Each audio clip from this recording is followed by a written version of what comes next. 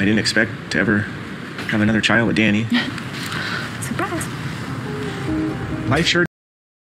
The way she was like, surprise, and then the look on Natalia's face is priceless. Just look at her. She's like, Daniel smiling and all that kind of stuff. Surprise! Did she actually expect Natalia to be like overjoyed? Like, are you for real, for real?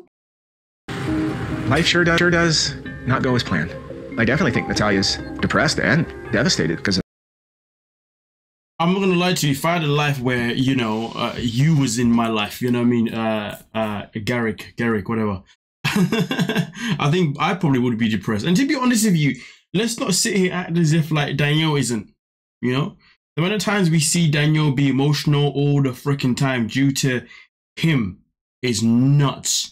You see what I'm saying? Now, of course, depression's a very, very big word. Do you know what I mean? Let's not throw it out there as if it's such a light thing, you know? But I can say that I'm not surprised if Natalia is feeling as if she could be in that depressed part of her life right now because of what's going on. You know what I mean? Look at it this way. She was meant to marry this man and then they found out that she isn't going to marry him. And then also on top of that, the wedding getting called off. And then on top of it, dealing with the disappointment that she thought she's pregnant because she was late and we were trying.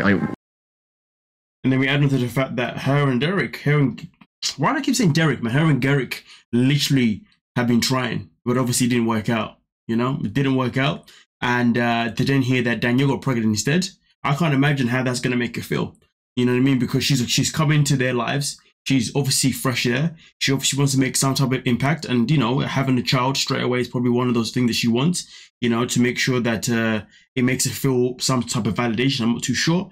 Whether or not her getting pregnant straight away is a good idea, that's a whole other conversation, you know. For me personally, I would say it's probably a blessing in disguise that she didn't get pregnant because she doesn't know what lifestyle she's going to be walking into, purely because she doesn't really know this man completely just yet. Because really and truly, when we look at the way Danielle behaves, you know, we are still under the influence that Danielle has been heavily conditioned, heavily manipulated by him. So to be honest with you, if I was Natalia right now, I would say that it's a blessing in disguise and you are currently in a position where you can still have a chance to dodge a bullet by not being in a relationship with this man. You see what I'm saying? But anyway, with that being said, at the same time, like I said before, when it comes to Danielle, we always see her always be vulnerable and emotional. And we always, you know, are always going to believe it's probably linked to him. Who else could it be linked to? We were purposely trying to have a child and me and Danielle was a total accident. Like, whoops. I really hoped that Natalia would be pregnant. I feel like there's just apprehension in the air and unease.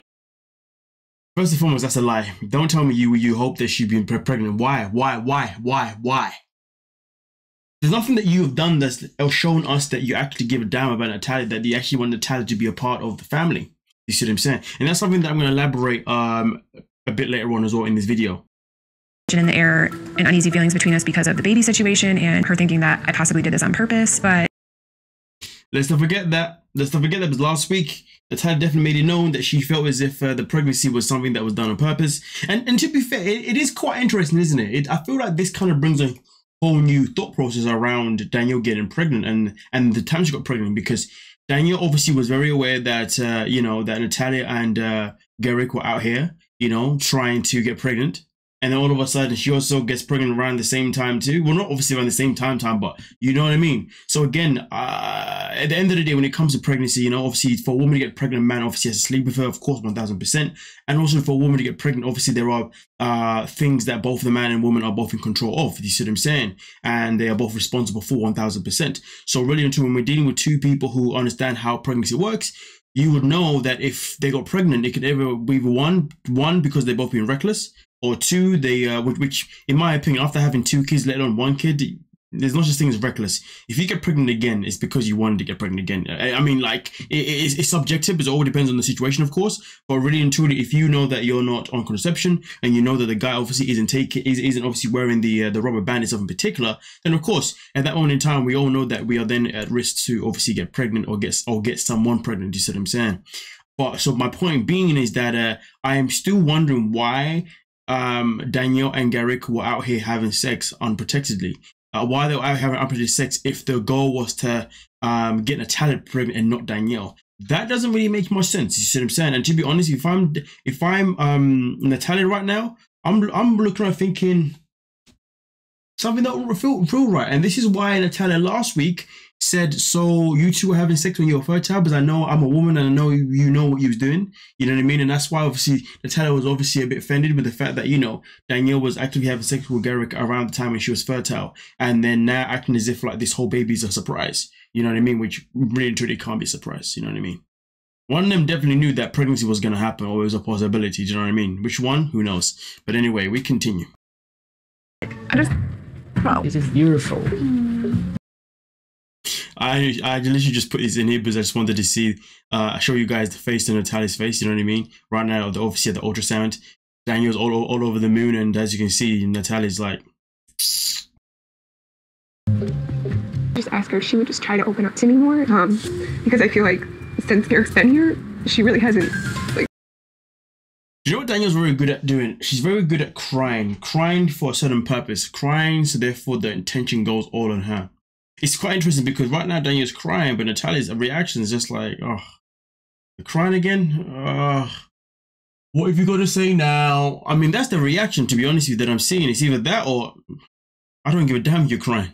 You know, I'm the one that was supposed to marry him, and I can't do that. I'm the one that was supposed to get pregnant.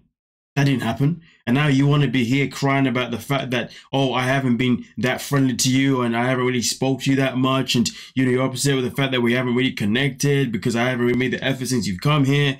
Girl, I could care less about making a connection with you right now because guess what? I can't marry him and I can't have his kid right now. Okay? So really and truly, when Danielle started crying, I was just like, you know what? This for me personally is nothing but just a sympathy act. This is what I'm saying? Nothing but just a manipulative act. talk to me about the wedding, or like. Garrick veio pra cá, parece que você se fechou pouco mais sobre o relacionamento e tudo mais, como vocês convivem, e que ela... So of course in this episode he had a translator, obviously decided to translate this to Natalia, let her know why Daniel was crying, and Natalia was just like, listen, I mean she said a few things, but really into your reaction, if you ask me, was just, okay, good to know. And then all of a sudden, I guess the thing I love about Living Plural is the sisterhood. That's my favorite thing, and seeing the love and affection there. Why is he crying? You know, like him and Danielle are like the same person sometimes, you know. Sometimes obviously Danielle cries because she's obviously crying out for attention, you know what I mean? Which makes a lot of sense, but at the same time it's also a reason to not be with somebody that makes you feel like you have to cry for attention. But at the same time, in this situation here, I feel like he's now crying because he's trying to potentially be manipulative. Like, why are you crying for? Oh, you know, I don't want to see these two fall out. I don't want to see them be in a good place. What? Why are you crying? Like, honestly, it's so crazy how the episode started off, right, with Garrick out here talking about how Natalia was feeling depressed, okay? You know, to talking about her. And the episode also started with Danielle smiling and even making smirky little jokes over here. You know, like, oh, I'm happy that I'm pregnant, right? But then by the time the episode ended, the two people who were, one that was called one depressed, one was happy, have now ended the episode both crying. What kind of manipulation is this? What kind of tactic is this? You know, if anything, it should be Natalia who's crying, right? You meant to be there for her. And also on top of that, what I didn't like is the fact that Danielle felt the need to have this conversation with Natalia in front of her friends. This is a conversation that she could have had with Natalia one-on-one. We've seen them in throughout this season, one of the early episodes, where legit Danielle and Natalia have a time together and they're actually having a conversation. You see what I'm saying? So it's not like they can't have a conversation one-on-one together. You see what I'm saying? So really and true, the fact that Danielle decided to use the friends blows my mind. But what is this? This episode was wasted anyway, but it is what it is. You lovely folks, let me know what you're thinking and we can talk about it. Don't forget to like, subscribe, and of course, peace.